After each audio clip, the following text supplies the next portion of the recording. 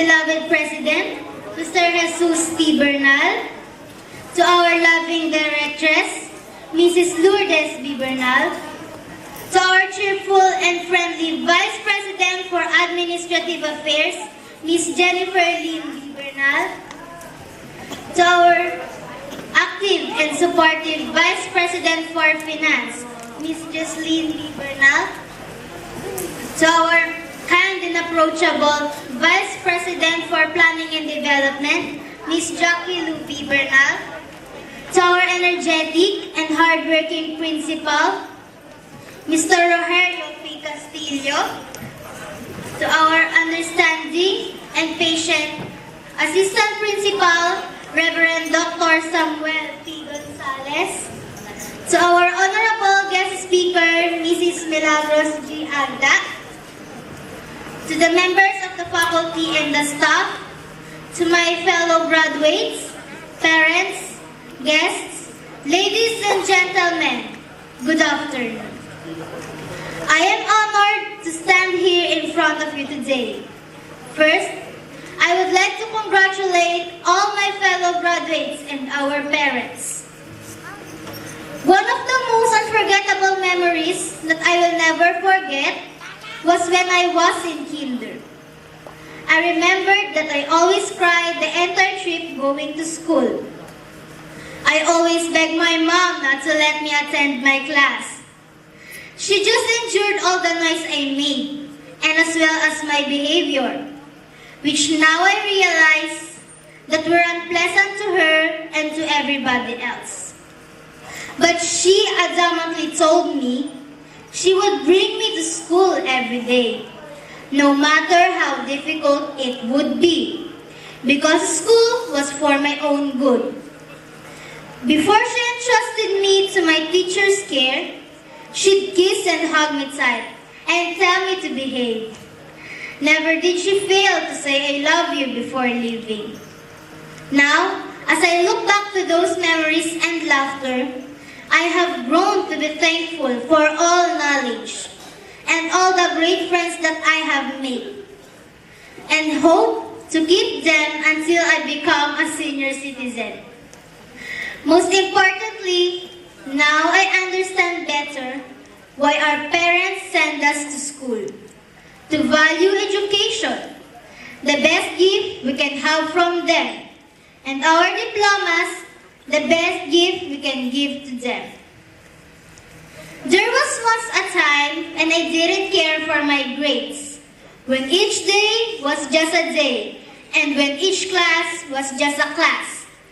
I remember just breezing through subjects, just waiting for recess or lunch, then eventually dismissal, so I could go home and forget about school. I am a person who gets tired too, but this is not me. I am not just plug of the school. I am not this year's copy of excellence. I am not just the combined effort of the faculty and the staff, nor I am just my own creation. If perfection had a name, it would not be mine. It would not be Diane. There may have been many reasons and causes for me to be here, but so many others have been given the opportunities. I cannot help but think of all others who could have stood in this place in my stead. They too have tried. Maybe I did focus entirely on excelling in my classes. Maybe it's in my genes. Maybe they are my teachers whose belief in me never wavered. Maybe it's in this institution of knowledge, St.Bernadette College of Valenzuela. Maybe it's my parents who are 100% supportive. Or maybe my own self who is now awarded this honor as the sum of all those I mentioned. I promise you now that all this will not be in vain. With your help and support, itatayo ko ang bandera ng ating batch. Like most of you fellow graduates, sumakit din din ang ulo ko sa iba nating mga subjects, most especially math. If not for the diligence and selflessness of our teachers, I wouldn't survive math. For 2 years, naging teacher advisor ko si Mr. Richard John Litaw. Sir, 2 thumbs up for you. Saludo po ko sa iyo.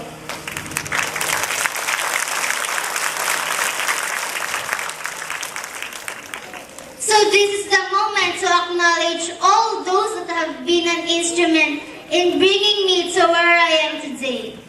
Most importantly, I thank God for the wisdom He gave me. My alma mater, Bernal family, for bringing the name of St.Bernadette College for every competition that was a tough one. My journey was quite remarkable. I came here in St.Bernadette as a little girl, and one woman took me under her wings and went above and beyond to help me adjust. Mrs. Melba Inerio, thank you. You symbolize the good in people. To my spiritual advisor, Miss Arlene Lapicillo, thank you for all the pieces of advice. It will linger in my heart and build my character. You always told me to stay humble, and I promise I will. My academic coaches in Science to Class Quiz B, Mrs. Rojibet Broncano and Miss Maria Cristina Soriano, you have taught me so much. Because of you, we made it to division and NCR level.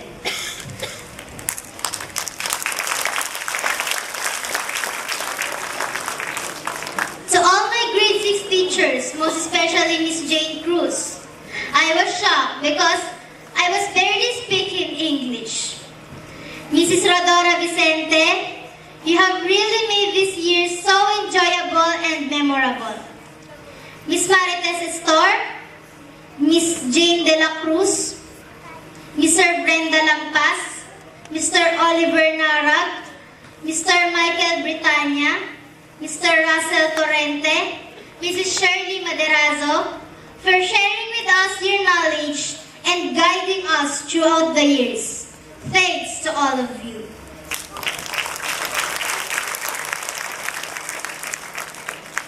To Mr. Richard John Litaw, thank you for being like a parent and friend. You give your heart and soul to help us. To Mrs. Emily Gabukay, thank you for being my mentor and supported me in each part of my journey. You have invested so much for us. I want you to know that all your time and effort were appreciated. Fellow graduates, the friendship that we made will last a lifetime. Lastly, you can all agree with me that the people who deserve the most gratitude are our parents. I would like to honor my parents in the audience who selflessly encouraged me. Without you, this would not have been possible. Mama, Papa, I am lucky to have you as my parents. Thank you for being there every step of the way. You gave me wings and made me fly. To my fellow graduates, don't do anything from selfish ambition or from a cheap desire to boast, but be humble towards one another, always considering others better than yourselves. Our future is ahead. There will be another mountain to conquer, which is called high school. Study more, but at the same time, have fun. We owe our parents, our teachers, our alma mater, our country, most especially to ourselves.